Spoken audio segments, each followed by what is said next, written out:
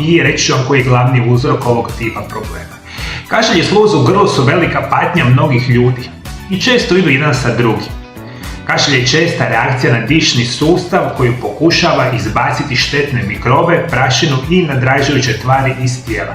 To je prirodni refleks koji štiti vaša pluća, ali kao što znate može biti izuzetno iritantan pa čak i bolan. Kašalj nas može držati budnima noću i utjecati na kvalitetu života dok konačno ne nestane. I nije čudo što je upravo kašalj, koji često je potenciran sa ovom sluzi, jedan od onih najčešćih simptoma koji se danas osobe javljaju u liječničke ordinacije ne bi li se riješili ovih problema.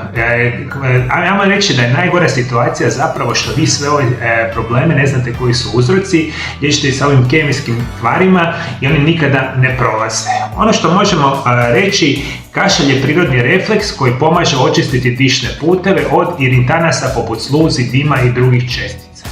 Kako se tvari nakupljaju u dišnim putevima, ovo refleksno djelovanje pokušava olakšati nesmetano disanje. To je zapravo obrambeni mehanizam koji tijelo koristi za zaštitu pluća od infekcija i upala. I uobičajeni iritansi koji uzrokuju sami kašalj, rekli smo prije svega će to biti sluz, ali isto tako dim, onečišćenje, recimo nekakve vrste alergija i sl. I specijalne vrste bolesti i specijalne vrste tegoba će uzrokovati da se ovo potencira u puno većoj koncentraciji nego što bi mogli zamisliti. Ponekad su u pitanju bolesti poput upale sinusa, grla, alergija te određeni lijekovi. Poput ACE inhibitora koji se koriste za visoki krvni tlak i beta blokatore. Mogu iritirati živčane završetke u dišnim putevima uzrokujući kašalj. Međutim, od svih poteškoća koje vama se mogu dogoditi, pa da imate jednu kroničnu sluz u grlu, gornjim dišnim putevima koja stane na kašalj, na kihanje i slično, su problemi sa GERD-om. GERD je skraćenica od gastroezofagealne refluksne bolesti i koja je potencijalna zapravo glavna poteškoća zašto imate sluz ovdje u gornjim dišnim putevima. Jer kao što svi znate, uz GERD vam jako često ide refluks kiseline, žgaravica, gastritis i slične vrste simptoma.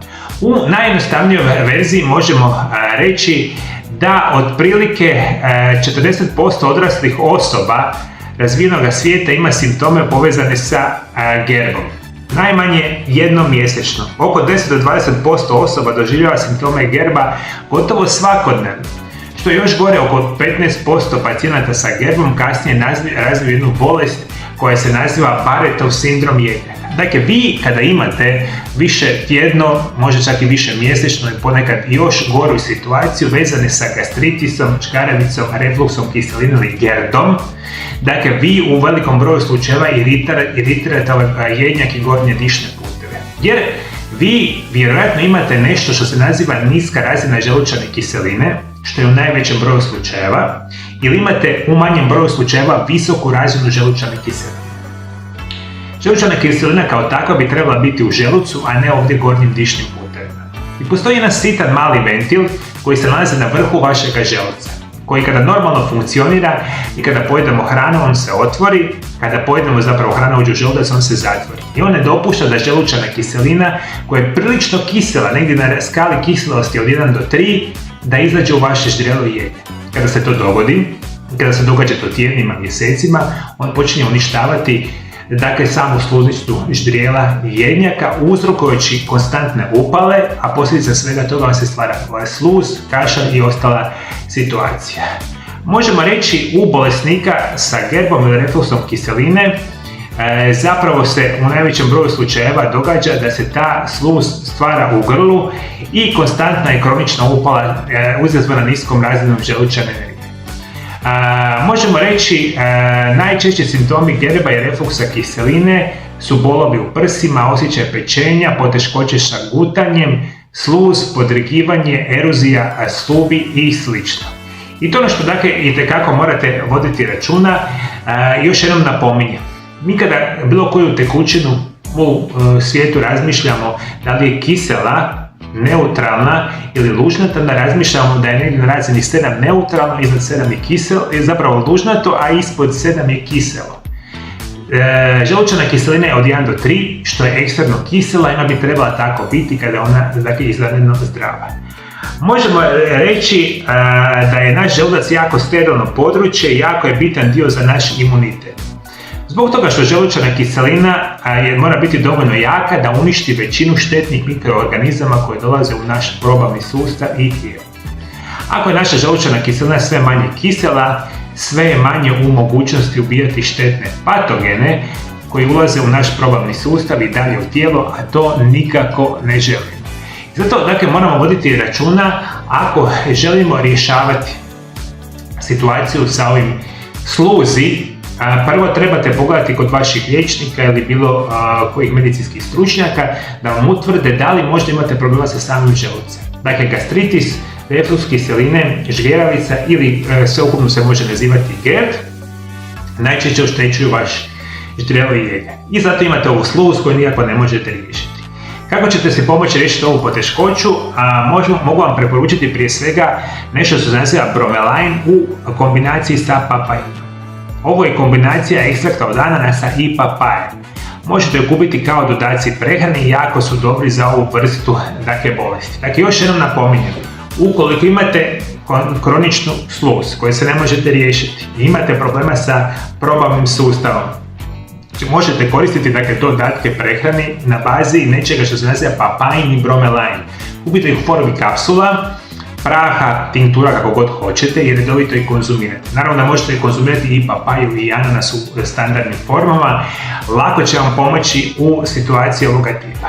Isto tako vodite računa. Uz bromelain i papain obavezno uzimajte vitamine B skupine. Specijalno jedan vitamin koji se naziva vitamin B1 ili tiamin. On je izvanredno bitan za zdravlje vaše želučane kiseline i generalno probavnog sustava i još jedan vitamin koji se naziva vitamin B12 ili kobalamin.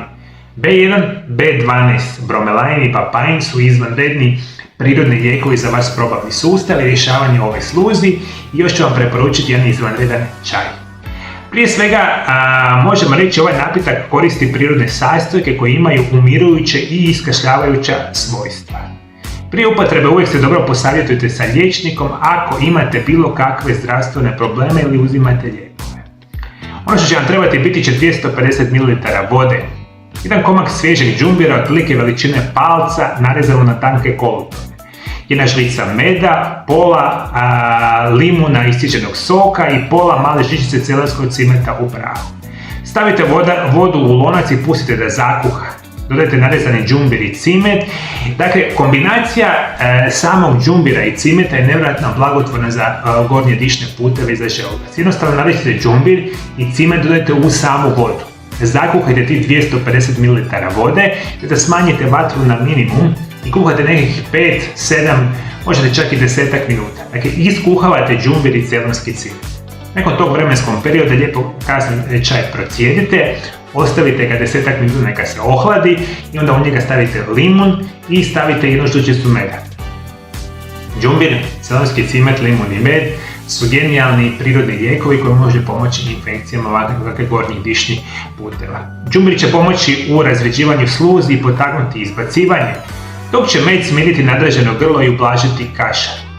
Limun dodaje vitamin C koji je važan za imunološki sustav, a cimet može pružiti dodatnu podršku za svojih protuupalnih svojstava i bit će bolja situacija. Još jedno, za današnju emisiju mi je bilo najbitnije za reći. Moji dragi gledatelji, u najvećem broju slučajeva vjerojatno imate problema sa želucem, pa imate kontinuiranu kroničnu sluz i u ždrijelu i u grlu i ukoliko riješite ovaj problem, riješit ćete se i ovog problema u velikom broju slučajeva.